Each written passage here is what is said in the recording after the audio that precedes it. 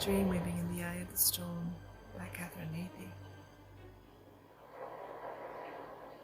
The atmosphere transitioned into the sensation of time slowing down within, but not around, and gradually impeded the body's basic processes. Bodily limbs refused to respond, and except for sight seen, sound heard, speech rendered, involuntary breath, and the continuation of a heartbeat, the body was still and motionless. A helpless, trapped feeling ensued. The physical body intentionally defied cooperation, following rules governed by an outside force, and allowing only for what seemed to be the cruelest of observations, that of an unbreachable distance between. The mysterious woman she viewed in the far distant dreamscape abruptly shrieked, "I need to reach him." A profound anxiousness caused the same woman to repeat that sentence over and over until she desperately screamed, "He is waiting for me." "Wake up," a powerful voice unexpectedly boomed. Neither could see the place of origin from whence came the voice, nor recognize the originator producing the sound of it. Speaking authoritatively, the powerful voice stated, "It is time to wake up." Both still resisted, unable to pull away from the meadow or the beloved lying in it. I need to get to him. He's waiting for me in the grassy meadow below, just below on that hillside," the mysterious woman pleaded, and did so, either refusing to admit or unable to understand.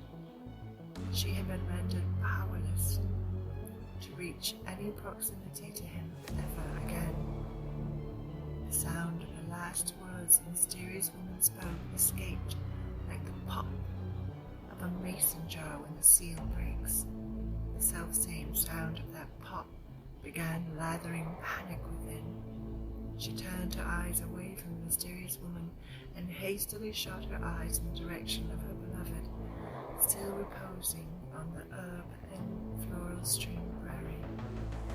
Distress defined, she was now only able to view him as if through the eyes of the mysterious woman in her dream, and she was now at an even greater distance from him, endeavoring not to struggle against the strange sensation binding her to the woman.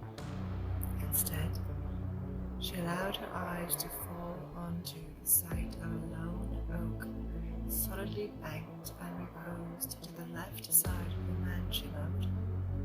The graceful tree began to cast dipping shadows across the surrounding land that silently suggested the charting of a change of winds,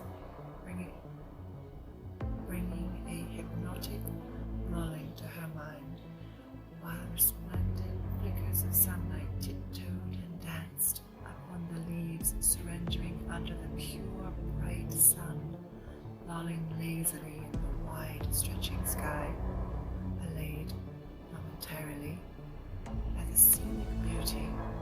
She slowly tilted her head to the side and she silently remarked how peaceful he looked, just as he always did when he slept.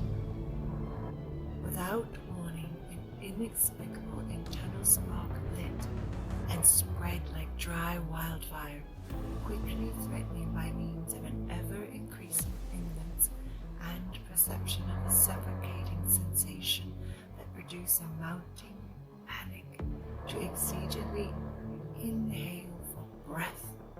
Simultaneously and in unison, she felt the air sucked from her lungs at the same time as did the mysterious woman.